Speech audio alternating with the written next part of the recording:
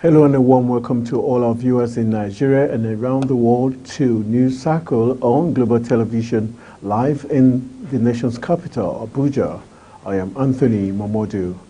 President Bola Tinubu has said democracy must be progressive and inclusive, with a primary focus on addressing poverty through the provision of job opportunities for youth and quality education for all Nigerian children.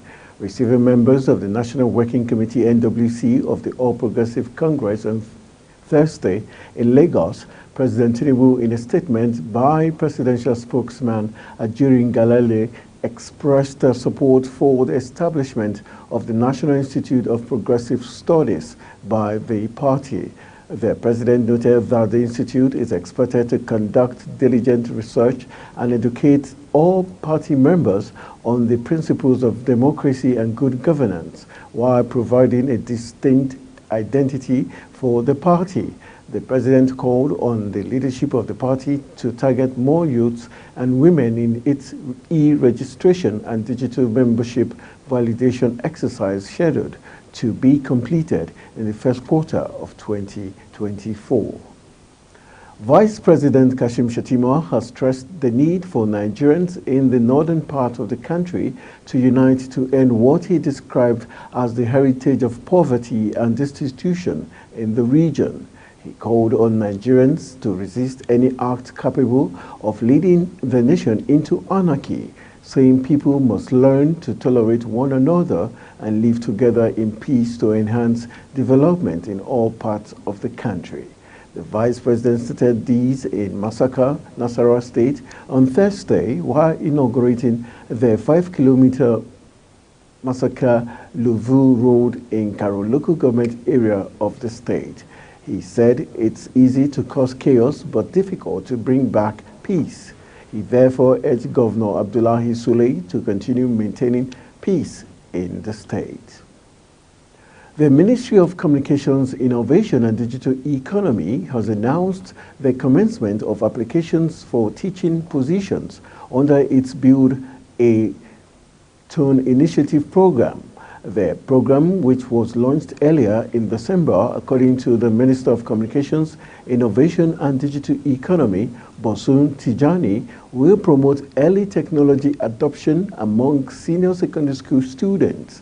The program will run for 4 days in January 2024, and it is expected to have 1,500 students from 150 schools in 3 locations: Owerri, Maiduguri, and Abeokuta.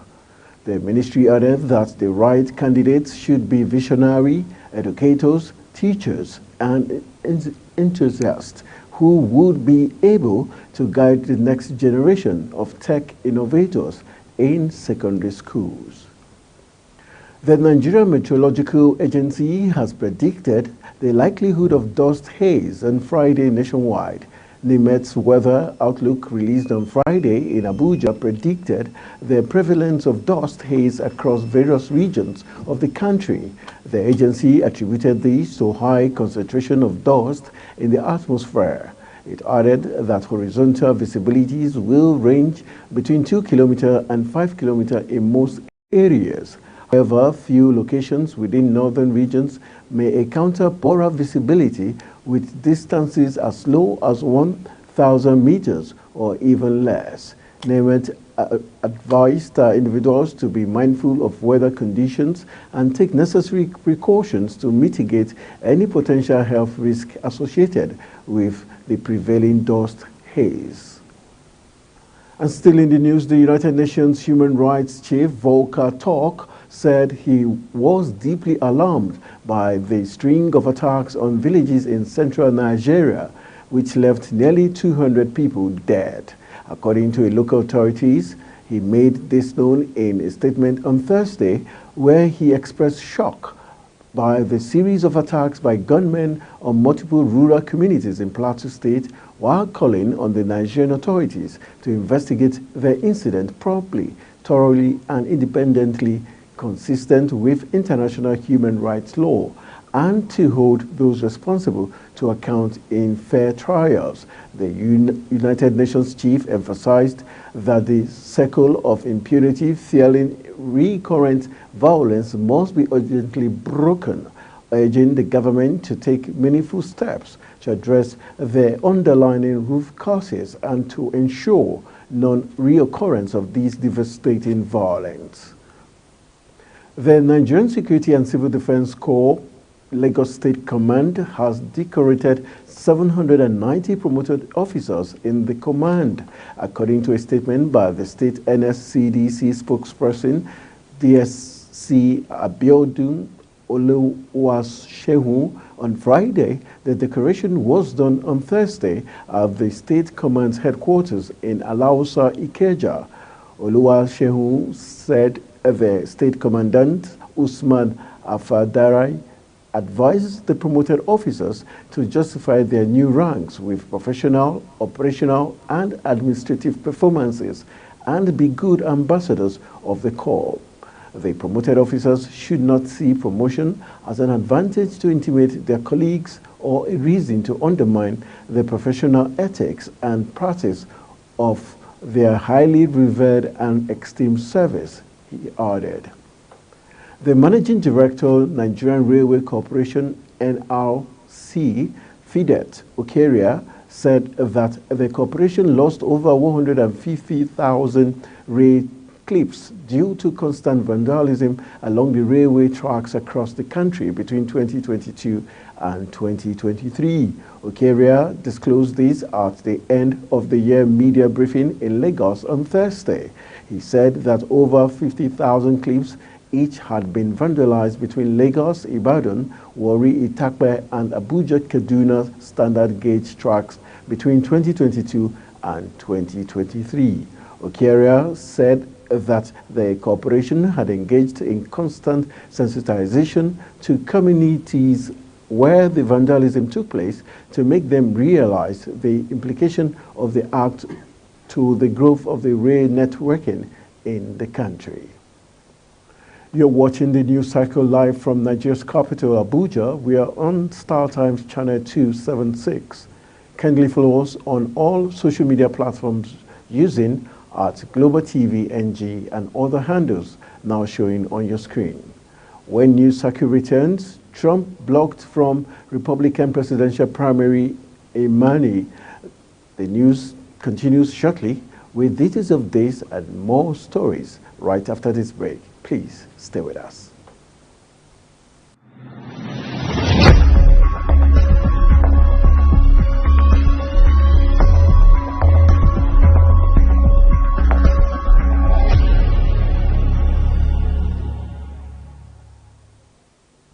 Welcome back from the break. On the foreign scene, Russia launched drone and missile strikes across Ukraine on Friday, killing at least 12 people and wounding over 70 in one of the biggest air attacks of the war. The military said 158 missiles and drones were fired on Ukraine and 114 of them were destroyed. Ukraine is urging Western allies to maintain military support after the United States just released its final package of weaponry under existing agreement.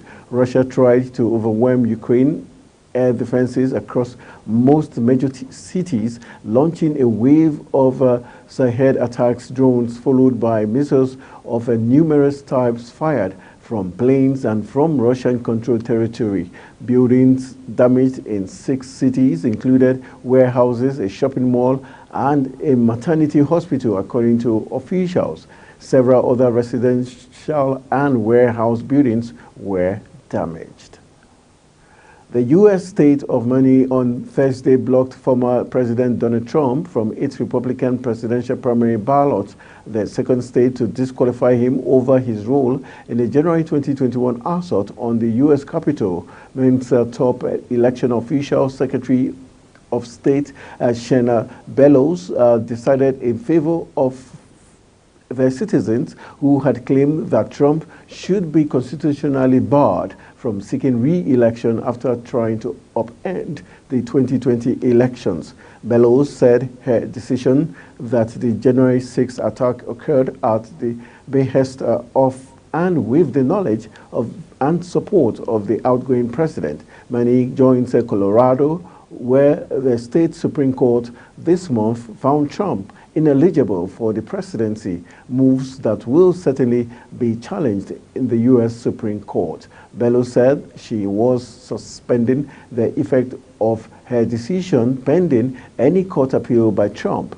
The decisions in both states invoked the U.S. Constitution's 14th Amendment, which bars from office anyone formally sworn to protect the country who later engages in insurrection. Russian and U.S. space agencies have agreed to keep working together to deliver crews to the International Space Station ISS until at least 2025.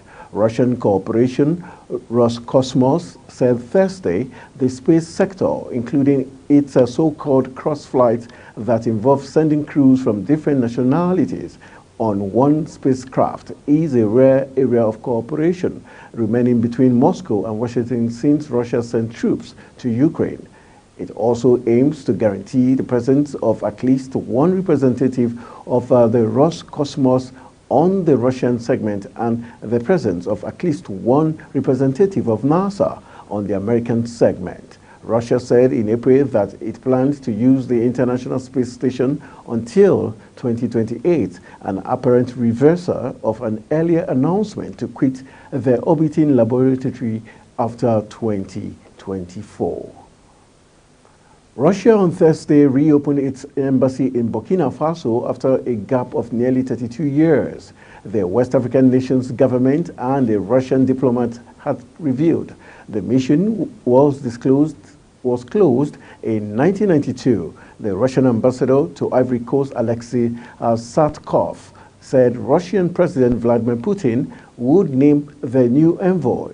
The Burkinabe Foreign Ministry confirmed this in a statement. Meanwhile, Satkov said he would head the mission in Burkina Faso until the new ambassador is named, and described Burkina Faso an old partner with whom they had solid and friendly ties. Burkina Faso last year experienced 2 military coups, both triggered in part by discontent at failures to stem a raging jihadist insurgency. And moving into the world of business, the managing director of the Nigerian Railway Corporation, NRC, Fidet Okeria, between December 21st and December 26th, the NRC boss the public to key into the initiative through their online platform, especially during and after the festive period. He also disclosed that the NRC was partnering with various organizations on its freight, as well as ensuring the safety of its tracks. The Corporate Affairs Commission, CAC, has granted an extension for companies to submit their annual returns, allowing for a revised timeline from 1st January to 1st of April 2024. This was disclosed in a statement by the Commission on Thursday. According to a CAC, the extension was granted as a result of glitches on the company's registration portal, as well as a defense to the micro, small, and medium-scale enterprises sector.